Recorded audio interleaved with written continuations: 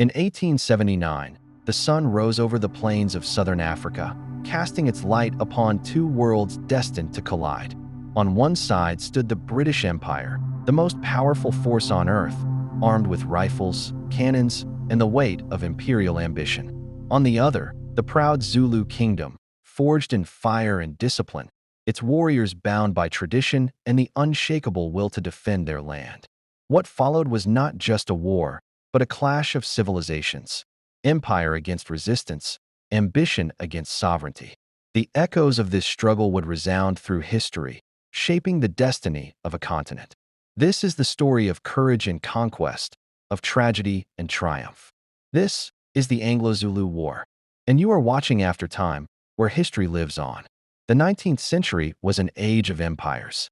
Britain's reach stretched across continents, its red-coated soldiers marching under a banner of supremacy.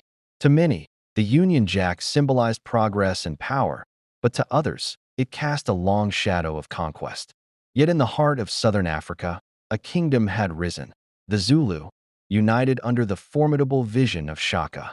With iron discipline, Shaka transformed scattered clans into a formidable military machine, crafting an identity defined by pride, loyalty, and the art of war. His reforms created not only warriors, but a nation bound by duty, sharpened like a spear against all who would threaten it. By the mid-1800s, the Zulu nation stood as a beacon of strength, admired and feared across the region.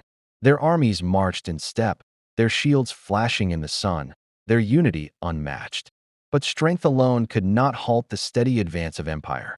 Britain's presence in southern Africa grew ever larger, driven by trade, minerals, and the ceaseless hunger of colonial expansion.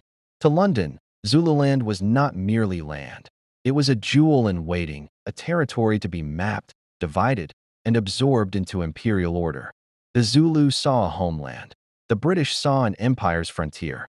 Tensions simmered along the borders where worlds collided. Zulu farmers and herdsmen clashed with settlers who pushed further into contested lands. British governors watched the disciplined Zulu regiments with unease, seeing not a sovereign nation but a dangerous obstacle to their ambitions. Missionaries, traders, and soldiers whispered reports of Zulu strength, each one stoking London's determination to bring the kingdom to heel. Each dispute over cattle, each minor skirmish at the frontier, was more than a quarrel, it was a spark waiting to ignite. And yet, few could imagine how quickly those sparks would become fire. To the Zulu, independence was not a gift to be surrendered but a birthright to be defended. To the British, expansion was not ambition but destiny. Both powers stood unyielding, bound by pride and certainty. The ground was set, the tension unbreakable. A collision was coming, and when it came, it would shape the destiny of a continent. The year was 1879, and the uneasy balance in southern Africa was about to shatter. For decades, Britain had expanded its influence in the region through trade, settlement, and military presence, but Zululand remained a proud and independent kingdom. Into this tense frontier stepped Sir Bartle Frere, the British High Commissioner, carrying with him not only the authority of empire, but also the arrogance of destiny. He believed that peace could never truly exist while the Zulu Kingdom stood defiant on Britain's doorstep. His solution was simple: the Zulu nation must be broken.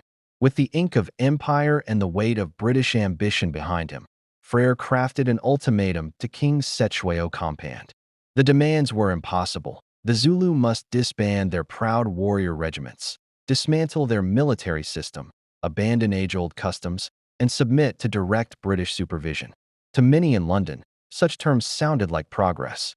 To the Zulu, they were nothing short of enslavement. It was not a negotiation. It was a dagger pointed at the very heart of sovereignty. Cetshwayo, the son of King Pand and the heir to Shaka's legendary reforms, received the ultimatum with calm resolve. He understood its weight and its insult. To strip the Zulu of their army was to strip them of their soul, for their regiments were more than soldiers. They were guardians of heritage, symbols of unity, living echoes of Shaka's vision. To accept would mean dishonor, disintegration, and submission to foreign masters. To refuse would mean war. And so, with quiet defiance, Cetshwayo chose the only path left to a king who cherished his people's freedom. He rejected the British terms, fully aware of the storm it would unleash.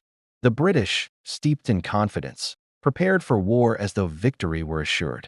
To their officers, this was a campaign against spear-wielding tribesmen, a primitive force to be swept aside by rifles, cannons, and discipline. What they failed to grasp was that the Zulu were no ordinary enemy. This was a kingdom forged by conquest, bound by loyalty, and tested in battle. It was a nation that had never bent its knee to foreign power. And so, in the opening weeks of 1879, the line was drawn. The empire had declared its intention to break a kingdom, and the Zulu, proud and unyielding, stood ready to defend their birthright. The spark had been struck, and soon, the fire of war would blaze across the hills, rivers, and valleys of Zululand, forever marking history with blood and defiance. The Zulu Kingdom was no stranger to war. Under Shaka Zulu, decades earlier, the nation had been forged in the crucible of discipline and innovation. By 1879, King Cetshwayo presided over a formidable army, well-trained, deeply loyal, and organized into disciplined regiments known as Amabutho. These regiments lived together, trained together, and fought as one. Their identity was bound to the king, and their pride lay in their spears, shields, and the strength of their brotherhood. Unlike the scattered militias of Europe, the Zulu warriors fought in formations designed to overwhelm. The buffalo horns encirclement, perfected by Shaka, was a maneuver that struck fear into enemies. The chest pinned the foe, the horns wrapped around the flanks, and the loins, the reserve, delivered the killing blow.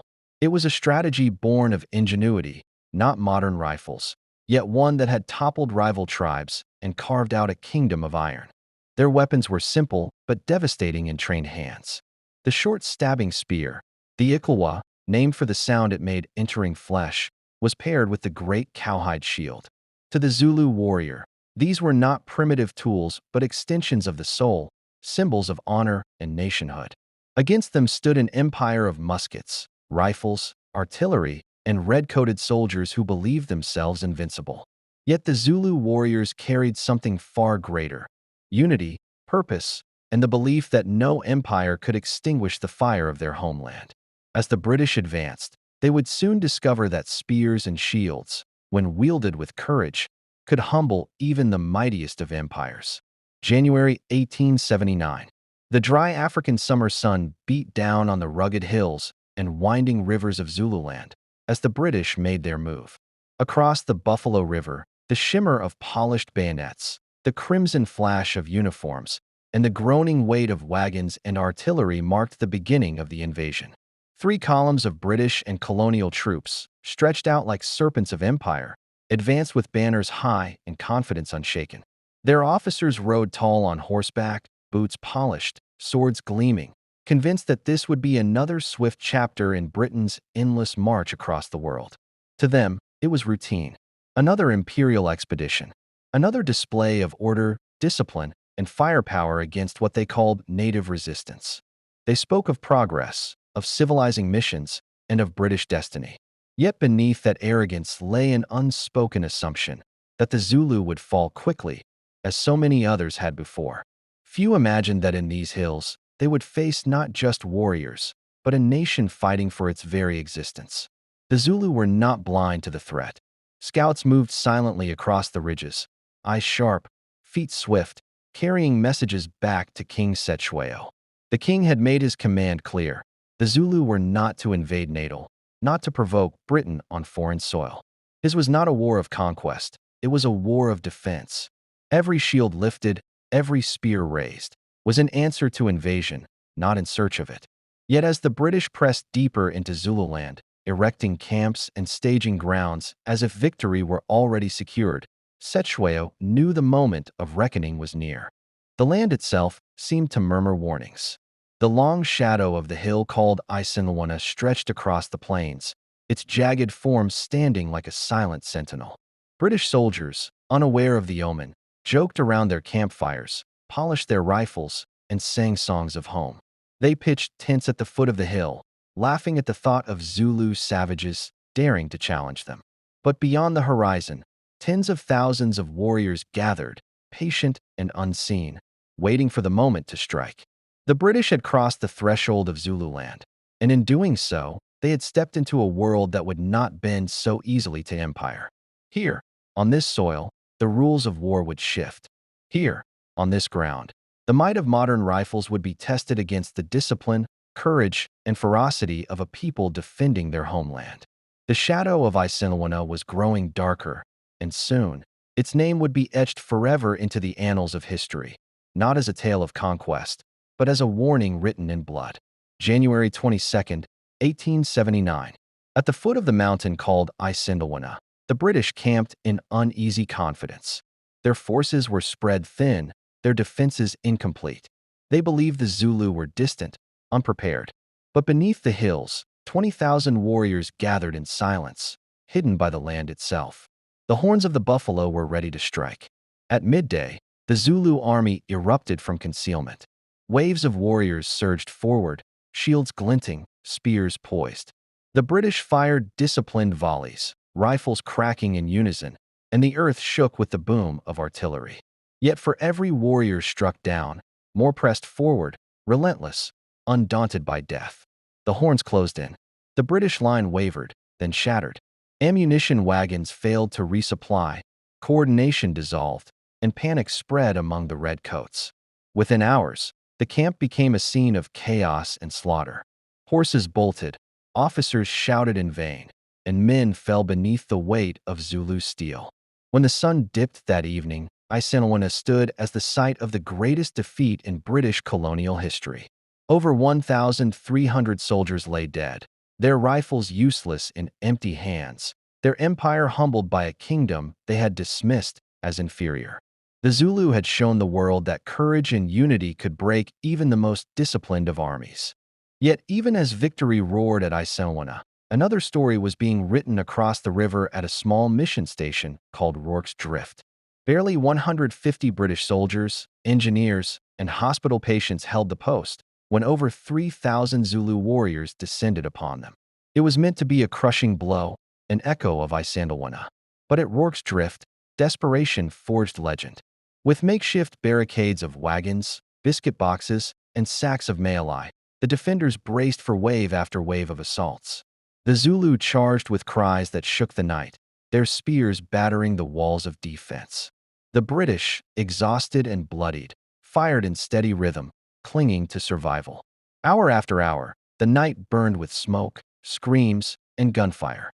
The hospital was set ablaze, forcing wounded men to crawl or be carried into the open as fighting raged around them. Still, the defenders held. When dawn finally broke, the ground was littered with fallen warriors. Against impossible odds, Rorke's Drift had not fallen. 11 Victoria Crosses were awarded for the defense, cementing it as one of the most celebrated stands in British military history. It was a tale of survival, but also one that softened the sting of Isandlwana in British hearts, turning defeat into defiance. News of Isandlwana sent shockwaves through the British Empire. Parliament reeled, newspapers raged, and reinforcements were dispatched across the seas. The might of the empire would not suffer humiliation without response.